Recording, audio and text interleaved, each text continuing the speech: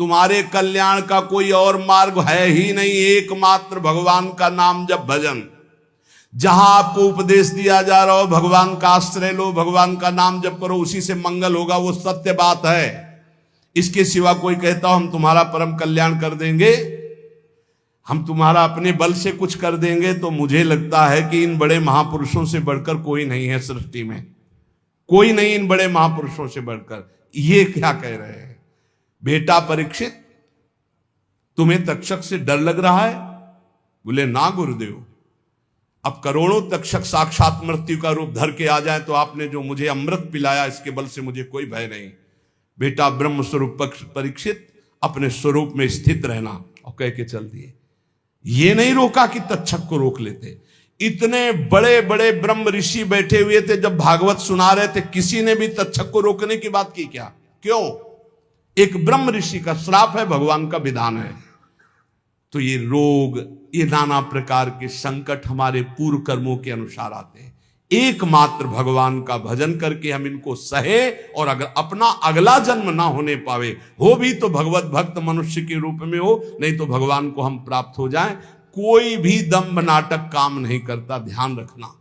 इस संसार में कौन काहू के सुख दुख कर दाता, निजकृत कर्म भोग सुन भ्राता। इस दिमाग में बैठा लो सत्संग के द्वारा। नाहृतोन्य शिव पंथा विसता संसृतावी वासुदेवे भगवती भक्ति योगो यतो भवेत। इसके लेखक हैं भगवान श्री कृष्ण द्वैपायन व्यास जी, कहने वाले हैं परमहंस श्री सुखदेव जी, और सुनने वाले हैं महान सम्राट, गर्भ में भगवत साक्षात्कार किए हुए परीक्षित जी महाराज। कह रहे हैं संसार चक्र में पड़े हुए मनुष्य के लिए एकमात्र साधन है भगवान श्री हरि के चरणों की भक्ति। इसके अतिरिक्त और कोई सिवा पंथा नहीं है। शिवा माने कल्याण, पंथा माने मार्ग, और कोई कल्याण का मार्ग नहीं है। एकमात्र भगवान वही हरि हैं, वही हर हैं। उन्हीं की भक्ति के द्वारा ही हम अपना संसार चक्र से उद्धार कर सकते हैं। पिबन्ति ये भगवत आत्मनः सताम कथामृतम श्रवण पुटेषु संभृतम पुनन्ति ते विषय विदूषिताशयम ब्रजन्ति तच्चरण सरोरुहान्तिकम। जो रोज सत्संग सुनते हैं, जो रोज भगवान की चर्चा सुनते हैं, कानों में भर भर कर भगवान के नाम गुण लीला रूप का पान करते हैं, अमृत का, उनके हृदय से विषैला विष भोगों का उतर जाता है, हृदय शुद्ध हो जाता है। और जहां हृदय शुद्ध हुआ तो भगवान यही हृदय में प्रकाशित हो जाते हैं। श्री सुखदेव जी महाराज कहते, वासुदेव कथा प्रश्न पुरुषास्त्रीन पुनाति वक्तारम प्रच्छकम श्रोतस तत्पाद सलिलम यथा। अगर कहीं तुम्हें संत समागम मिले, प्रश्न करने का अवसर मिले, तो भगवान के संबंध में प्रश्न करो, भगवत प्राप्ति के संबंध में प्रश्न करो, संसार से मुक्त होने के लिए प्रश्न करो। ये इधर उधर के प्रश्न नहीं। देखो, बड़ा कीमती समय संतों का है। यदि एक बार वो तुम्हें समय देते हैं तो ऐसा बनाओ कि वो एक बार तुम्हारे अनंत जन्मों की बिगड़ी बना दे। श्री सुखदेव जी कहते, यदि श्री कृष्ण के संबंध में प्रश्न किया जाए तो प्रश्नकर्ता और उत्तरकर्ता दोनों पावन हो जाते हैं। वक्तारम प्रक्षकम श्रोतस तत्पाद सलिलम यथा। बोले भगवान के विषय में प्रश्नकर्ता, उत्तर देने वाला और सुनने वाला तीनों पावन हो जाते हैं, जैसे भगवान का चरणामृत सभी को पावन करता है। इसलिए यस्तु तम श्लोक गुणानुवाद संगीयते भीक्षण मंगलग्नः तमेव नित्यं शृणुयाद भीक्षणं कृष्णे मलाम भक्तिम अभीप्समानः। भगवान श्री कृष्ण का गुणानुवाद समस्त अमंगलों का नाश करने वाला है। ये है सही अमंगलों का नाश करने की बात।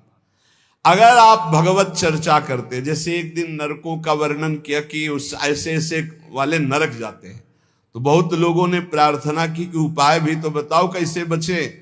ये 38 के 38 सब हम में पाए जाते हैं। कोई कह रहा था 10 हैं, कोई कह रहा था 5 हैं। बड़ी घबराहट हो रही क्योंकि आपकी बात पे विश्वास है। इसका मतलब टिकट बन गई नरक की हमारी, जाना पड़ेगा। तो जल्दी उपाय बता दो नरक से कैसे हटे। तो यस उत्तम श्लोक भगवान श्री कृष्ण संगीयते, यदि उनका गान किया जाए, जैसे भागवत ले लो और 10वें स्कंद पढ़ डालो हिंदी से ही, तुम्हें संस्कृत नहीं आता है। 10वें स्कंद के रोज 2 अध्याय पाठ कीजिए। अगर थोड़ा संस्कृत आती, गोपाल शास्त्र नाम का पाठ कर लीजिए और 1 घंटा नाम कीर्तन कीजिए, राधा राधा राधा, लिख लो, नरक नहीं जाओगे। इसका मतलब ये नहीं कि साफा बांध के नरक जाने वाले काम शुरू कर दो, फिर और नरक जाओगे। अबलो नसानी अबना न सही हो भाई, जो गलती हो गई उसके मिटाने के लिए दवा है, और गलत करवाने के लिए थोड़ी दवा है।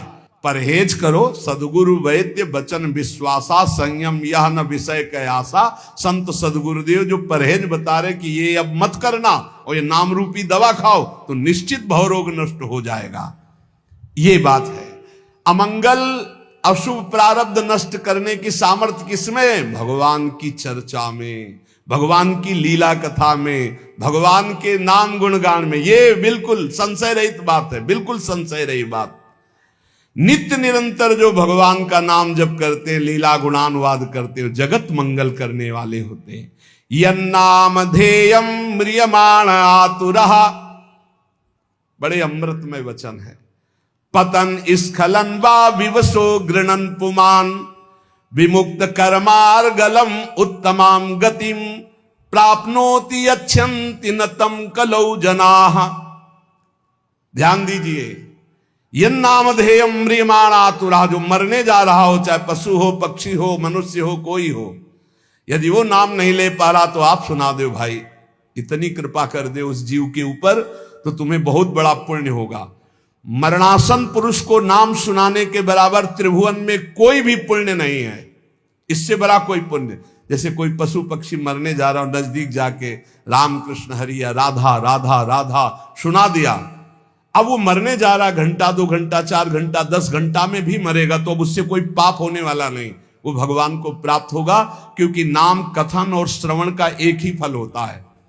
तो बोले यन नामधेयम म्रियमाण आतुरः, यदि मरने का समय हो, व्याकुलता का समय हो, नाम वो नहीं उच्चारण कर पा रहा, तो आप नाम कीर्तन उस समय कर दो तो यमदूत नहीं आएंगे, उसका मंगल हो जाएगा। ये बहुत बड़ा पुण्य करना चाहिए।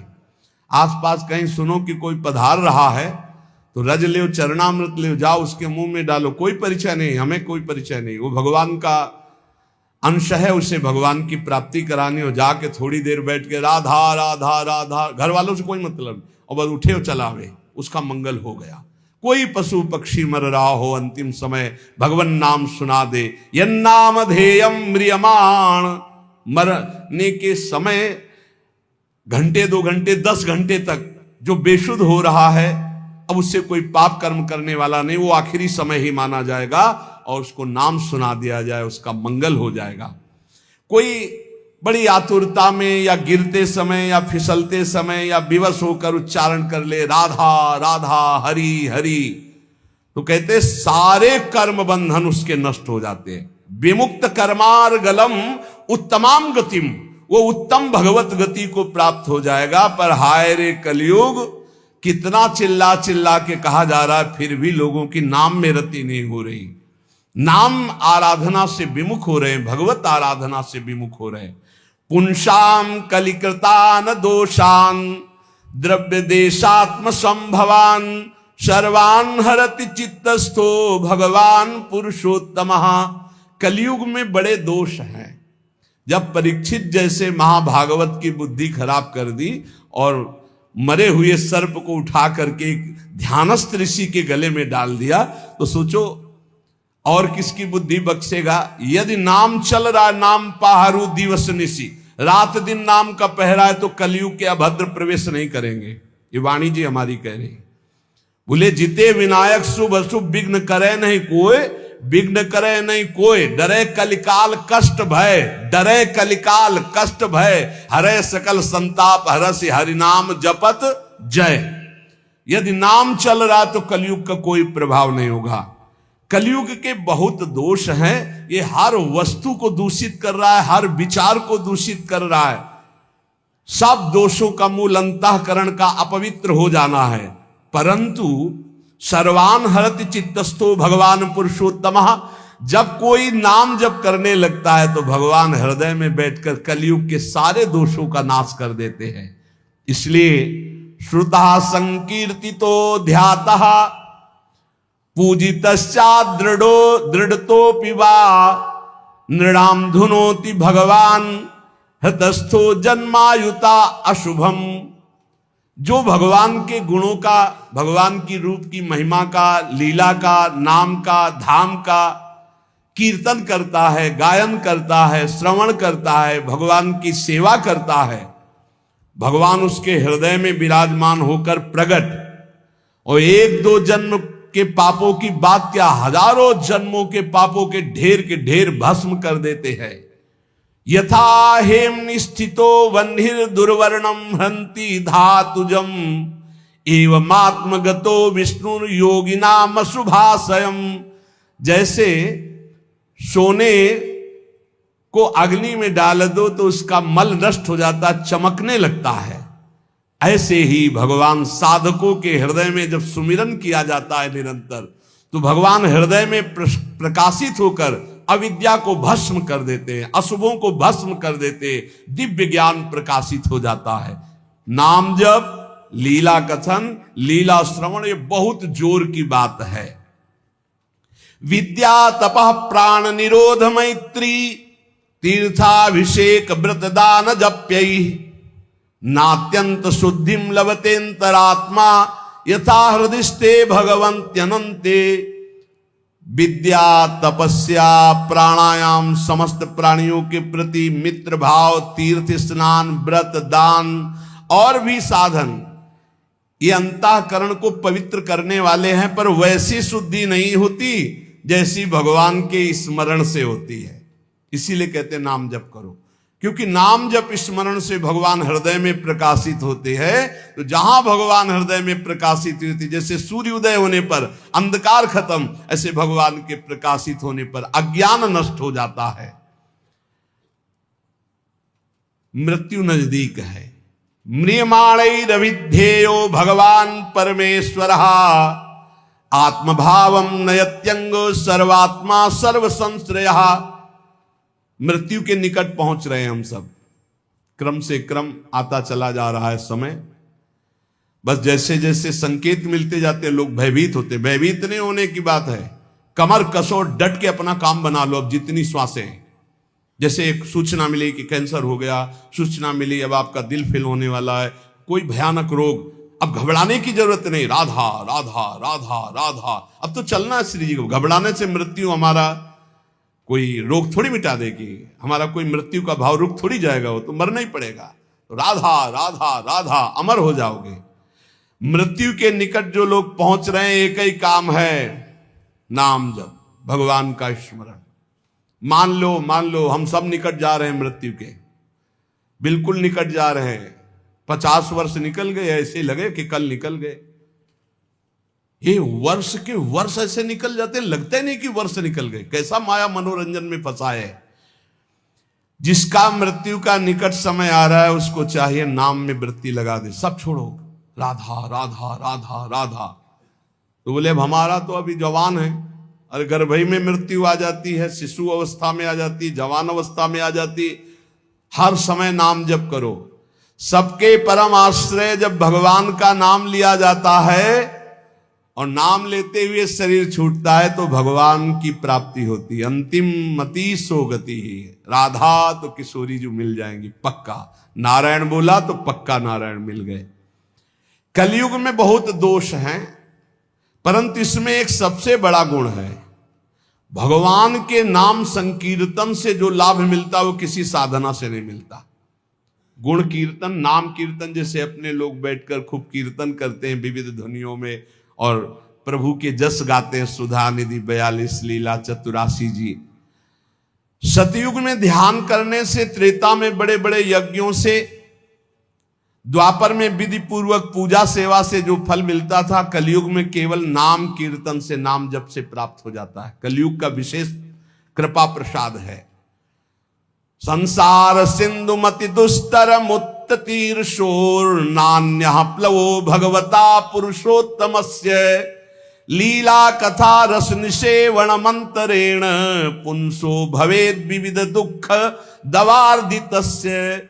जो लोग सहज में सरलता पूर्वक इस संसार समुद्र से मुक्त होना चाहते हैं, भगवान सुखदेव जी कह रहे हैं, जो लोग अनेक प्रकार के पाप कर्म कर चुके हैं और उस दुख दावानल से दग्ध होने वाले हैं, उनको बचना है तो एक उपाय है, भगवान का नाम जप करो और भगवान की लीला कथा सुनो। लीला कथा रस निषेवण मंतरेण, भगवान की लीला कथा सुनने के सिवा, नाम जप के सिवा और कोई सहारा नहीं इस कलयुग में। सब साधन चौपट कर देता है कलयुग। एकमात्र परम पवित्र नाम और भगवान की लीला कथा, इसी से सब प्राप्त कर लो। सहज सरल भाव से भगवान की प्राप्ति। उपासक को चाहिए कि सत्य भावना से ही भगवान की प्राप्ति होती है, इसलिए असत भावना का त्याग कर दे। जब कोई अधर्माचरण करके धन कमाता है तो ये 15 दोष बिना मोल के उसके पास आ जाते हैं। धर्म से धन कमाने पर और अधर्म से धन कमाने पर अंतर है। जब अधर्म से, भगवान सत्य से प्राप्त होते हैं, जब अधर्म से आप धन कमाते हैं तो देख लेना ये 15 दोष आ जाएंगे। यहां वर्णन है, स्तेयम हिंसा नृतम दंभा कामः क्रोधा स्मयो मदः भेदो वैरम अविश्वासा संस्पर्धा व्यसनानि च एते पंचदशानर्था हर्थमूला मता नृणाम तस्मादनर्थमर्थाख्यम श्रेयोर्थी दूरस्त्यजेत। ये 15 पापाचरण उसके अंदर आ जाते हैं जो पाप से धन कमाता है, अधर्माचरण से। बोले घूस ले लिया, निर्दोष को दंड दिला दिया, दोषी को मुक्त करा दिया, या छीन झपट करके चोरी कर लिया, कई तरह से अपराध प्रवृत्तियों से, अधर्माचरण से, छल कपट से। तो सुन लो, ये 15 पापाचरण उसके अंदर आ जाते हैं। 15 पाप कराने वाले हैं। पहला आता है, उसमें चोरी का स्वभाव आ जाएगा। चाहे वो कर चोरी समझो, सरकार के कर की चोरी भी तो होती है, चोरी का स्वभाव आ जाएगा। जैसे कोई कहे बड़े ईमानदार हैं, हम तो कोई चोरी नहीं करते, तो भैया देख लो, जब अधर्म से धन कमाओगे तो इतनी प्रीता होगी कि सरकार को कर देने की हिम्मत नहीं पड़ेगी। विविध प्रकार से आप कर चोरी करेंगे। कर चोरी करना भी पाप है, क्योंकि वो राजकर है। यदि उसको धर्म में आप लगा रहे हैं बात अलग है, नहीं तो उसको सरकार को दो, क्योंकि सारी व्यवस्थाएं हैं। कर चोरी को भी चोरी भी कहते हैं। हमें लगता है अगर ना दो तो तुम पकड़े भी जाओगे, बंदी भी बना दो, तुम्हारा धन भी जब्त हो जाएगा ना। तो चोरी अधर्म से धन कमाए पर। अब देखो, जो बेचारे सरकारी नौकरी करते हैं तो उनको कटवाने की जरूरत नहीं, हो तो सरकार कर काट के अपने आप ही देती है। जहां अधर्म का धन कमाया जाएगा उसमें कर नहीं दे सकते, फिर वो अधर्माचरण पाप कराएगा। पहला है चोरी, स्तेयम। दूसरा हिंसा, पक्का। धन अधर्म के द्वारा जब आता है तो वो हिंसा कराने की। प्रेरक, कर्ता, अनुमोदन, तीनों पाप को, चोरी और हत्या, हिंसा। जहां अधर्म का धन आएगा वहां शुरू। और झूठ बोलना तीसरा। चौथा दंभ करना। पांचवा काम भोग, काम भोग, रुपये के बल से व्यभिचार करना, यह आ जाएगा अधर्म के धन से। और गुस्सा, क्रोध, अहंकार, गर्व, भेद बुद्धि, बैर, अविश्वास, स्पर्धा, लंपटता, जुआ, शराब, ये 15 दोष अधर्म के द्वारा कमाए हुए धन में आ जाते हैं। इसलिए अधर्म के धन से डरना चाहिए लोगों को। अगर अधर्म का धन स्वीकार किया तो बुद्धि भ्रष्ट करके महान पापाचरण कराने लगता है। ये शरीर अधर्म के धन से पोषण करने के लिए नहीं मिला। इसमें है क्या? देहि स्थिमांसि रुदिरेभिमतिं त्यजत्वम् जाया सुतादिषु सदा ममतां विमुञ्च पश्यानिशं जगदिदं क्षणभंग निष्ठं वैराग्य राग रसिको भव भक्ति निष्ठा धर्मं भजस्व सततं त्यज लोक धर्मान् सेवस्व साधु पुरुषान् जहि काम तृष्णाम् अन्यस्य दोष गुण चिंतन मासु मुक्त्वा सेवा कथा रसमहो नितराम पिबत्वम। भाई, शरीर पोषण के लिए धर्माचरण मत करो। ये शरीर कोई खास वस्तु नहीं है। ये शरीर हड्डी मांस और रुधिर का पिंड है। इसे आप अपना स्वरूप मानना छोड़ दें। ये आपका स्वरूप नहीं है। स्त्री पुत्रादि ये भी कर्म भोग के अनुसार आए हुए हैं और चले जाएंगे, तुम्हारे नहीं हैं। इनको अपना ना माने। इस संसार को रात दिन क्षण भंगुर देखें। यहां कोई वस्तु स्थायी नहीं है, सब नाशवान है। एकमात्र वैराग्य रस के रसिक होकर भगवान की भक्ति में लगे रहे। हर समय भजन में रहो। हर समय कभी भी कोई भी घटना घट सकती है। भगवत स्मरण है तो भगवान को प्राप्त होगे। कह रहे हैं सबसे बड़ा धर्म है भगवान का भजन करना। धर्मम भजस्व सततम त्यज लोक धर्मान। इन लोक धर्मों का त्याग करो, भागवत धर्म में आओ। भागवत धर्म से प्रेम धर्म की यात्रा करो। निरंतर भजन करना ही सबसे बड़ा धर्म है। और ये भजन साधुजनों के संग से होता है, उनकी सेवा से होता है। तो साधुजनों की सेवा करो, संतों का संग करो, तो भगवत भजन होगा। भोगों की लालसा फटकने मत दो, नहीं तो संतों का संग छूट जाएगा। पापाचरण करने वाला फिर संत संग में अरुचि हो जाती है। एक बहुत भगवत सेवा किए तो उसका फल हुआ कि उनको साधु संग मिला। जब साधु संग मिला तो एकदम टूट पड़े साधु संग में, साधु सेवा में। फिर एक दिन कहा हमारा तो सब कुछ छूट गया। हम क्लब जाते थे, हम ये करते थे, वो करते थे। वो हमारे दोस्त कहते हैं कि इतना नहीं होना चाहिए, नहीं तो फिर गड़बड़ हो जाता है। अब दोस्तों के संग का रंग चढ़ा कि जहां 63 पे आ गए थे वहां 36 पे पहुंच गए। 36 में समझते हैं उल्टा, 63 में सन्मुख, 3 सन्मुख, और 36 में पीठ, उल्टा हो गए, बिल्कुल उल्टा हो गए। अच्छा, उल्टा जब बुद्धि हो जाती है उनको समझाओ, तब उनको दोस्तों की बात पुष्ट लगेगी कि देखा ना वो कह रहे थे, देखो फंसा रहे थे ना। अब हम थोड़ा हटने की कोशिश की ना तो देखो मीठे मीठे वचन बोलने लगे। माया ऐसे फंसाती है कि आप समझा भी नहीं सकते। समझाने की सोचो तो दिमाग में तत्काल भागवतिक प्रेरणा आ जाती है कि समझेगा कि स्वार्थवश बोल रहा है, क्योंकि उसकी बुद्धि भ्रष्ट है। आरत अधिकारी जब पावे गूढ़ो तत्व न साधु, आप समझा भी नहीं सकते। साधुजनों की सेवा से ही परम भागवत धर्म भजन होता है। साधुजनों की आज्ञा में रहने से ही भजन होता है। पर जहि काम तृष्णाम, ये काम भोग और भोगे हुए भोग को पुनः भोगने की इच्छा ये संत संग से दूर कर देती। इसे लिख लो, जय काम तृष्णाम। अगर कामना और तृष्णा का त्याग कर साधु संग नहीं करोगे तो साधु संग टिकेगा नहीं। थोड़े दिन के बाद रंग दूसरा बदल जाएगा, क्योंकि कुसंग में बहुत संग गया है आपका और सत्संग में तो थोड़ा ही गया है।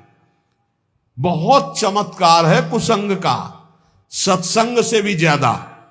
इसलिए कि कुसंग से बहुत जन्म हो गए संग करते हुए, और सत्संग तो अभी कुछ क्षण हुआ। जहां कुसंग मिला तो लगता है कि हाँ, एक बार हमारे सामने कह दिया कि शराब नहीं पिएंगे, अगर शराब पी लिए तो दोबारा हमारे सामने खड़े होने लायक नहीं रहोगे।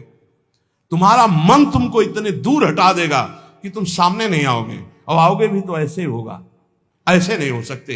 तुम्हारा हृदय नहीं कहेगा कि मैं आंख मिलाऊं, तुम्हारा हृदय नहीं कहेगा कि मैं सेवा करूं, तुम्हारा हृदय नहीं कहेगा कि मैं सम्मिलित हो जाऊं आपकी सभा में। मान लीजिएगा बहुत बढ़िया अवसर है। एक बार यदि छोड़ दिया तो दोबारा ऐसे दुष्टों का संग मत करना जो अपनी मित्रता की कसम खिला करके आपको धर्म भ्रष्ट करते हैं। वो मित्र नहीं, वो शत्रु हैं। सच्ची ऐसे देखते देखते माया कैसे भ्रष्ट करती हुई दिखाई देता है। इसलिए साधुजनों का संग करो, पर जहि काम तृष्णाम, काम भोग और भोगे हुए भोगों की तृष्णा का त्याग करके, क्योंकि भोगों की लालसा ये साधु सेवा में नहीं टिकने देती। दूसरों के गुण दोषों का चिंतन मत करो, अन्नत से दोष गुण चिंतन मासु मुक्त्वा, प्रभु की सेवा और प्रभु की लीला कथा सुनो और खूब नाम जप करो। कैसे जाना जाए कि इसे भगवत प्राप्ति हो गई? कई बार चर्चा हुई, आज सिद्ध महर्षियों के वचन हैं। ये भगवत प्राप्त हो गया है, उसकी पहचान क्या है? कह रहे हैं, यह स्यादे कायेन लीनस्तूष्णीम किंचदच्चिंतयन् पूर्वम पूर्वम परित्यज्य सातीर्णो भव बंधनात् सर्वमित्रा सर्वसहा समय रक्तो जितेन्द्रियः व्यपेत भयम मन्युश्च आत्मवान मुच्यते नरः आत्मवत् सर्वभूतेषु यश्चरेन्नियता शुचिः अमानी निरभिमानः सर्वतो मुक्त एव सः जीवितम मरणम चोभे सुख दुखे तथैव च लाभालाभे प्रियद्वेषे या समास च मुच्येत। जो स्थूल शरीर और सूक्ष्म शरीर दोनों का त्याग कर चुका है, ना स्थूल शरीर की क्रियाओं से मतलब है, न सूक्ष्म शरीर के चिंतन से मतलब है। बहुत ऊंची स्थिति है। कोई संकल्प विकल्प नहीं, हर समय अलग रहता है स्थूल और सूक्ष्म से। एकमात्र परमात्म स्थिति में वो संसार बंधन से मुक्त हो चुका भगवत प्राप्त महात्मा है। कैसे जानोगे ये प्रगट में? क्योंकि अंतर की स्थिति है, इसलिए बिना भगवत प्राप्त हुए भगवत प्राप्त महात्मा को नहीं जाना जा सकता। दूसरा, जिसका व्यवहार तो सबके प्रति मित्रवत होता है, पर होता किसी का नहीं है। मित्र किसी का नहीं होता हो, मित्रवत व्यवहार होता है। या वो आत्मस्वरूप अपने आप को सब जगह देखता है, या अपने भगवान को सब जगह देखता है। बाहरी सांसारिक मित्रता नहीं होती। जो भारी से भारी कष्ट में भी मुस्कुरा कर रहता है, सह लेता है, शांत रहता है, ये भगवत प्राप्त महात्मा के लक्षण है।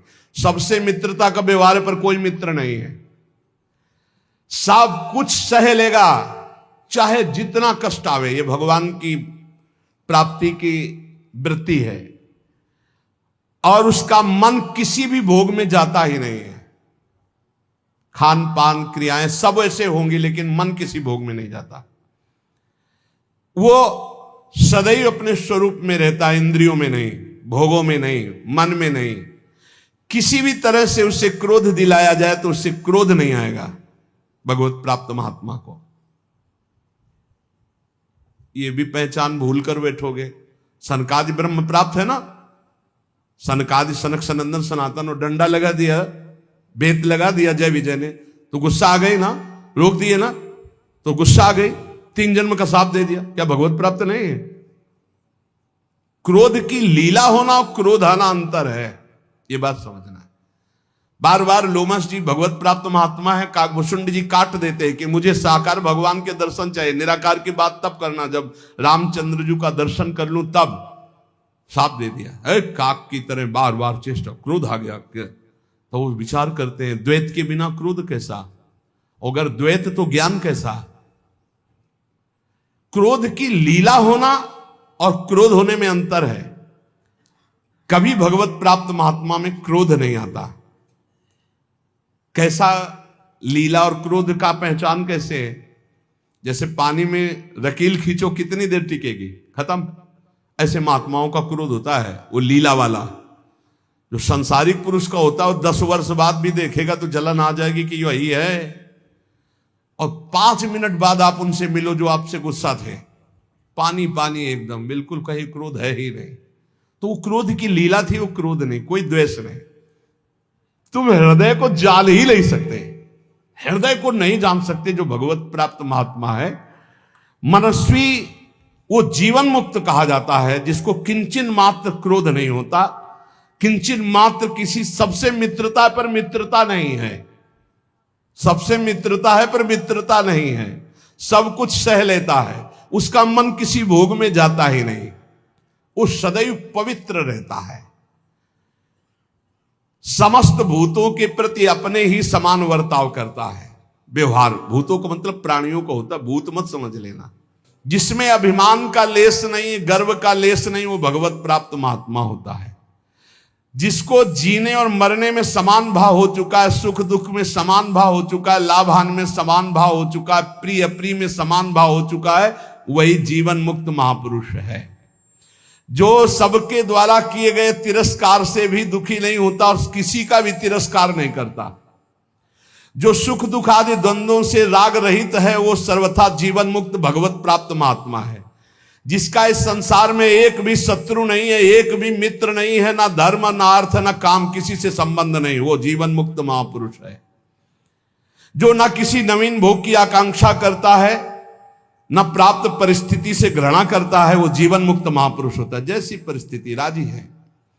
जो धर्म और अधर्म दोनों से परे है, जो पूर्व संचित पापों के परिणाम स्वरूप शरीर का त्याग कर दिया है, शरीर रहते हुए भी, क्या स्थिति, जिसकी कोई भी वासना नहीं, जो पूर्णतया निष्काम हो चुका है, वो भगवत प्राप्त महात्मा माना गया है। जिसके हृदय में कभी किसी के प्रति दोष दृष्टि नहीं होती, जो अनित्य जन्म मृत्यु को देखता रहता है, जन्म भी अनित्य है, मृत्यु भी अनित्य है, और जरा आदि दोष भी अनित्य है, वो भगवत प्राप्त महात्मा है। इसलिए भगवत प्राप्ति के लिए जोर कसो, खूब नाम जप करो, भगवत चरित्र सुनो और डर हटा दो। कोई डर तुम्हारे अंदर नहीं रहेगा यदि नाम रूपी अंग रक्षक हमारे पास है, हर समय नाम। इसलिए खूब नाम जप करो, निर्भय रहो, स्वस्थ शरीर रहे, ऐसे आचरण करो, क्योंकि इसी शरीर से भगवत प्राप्ति होनी।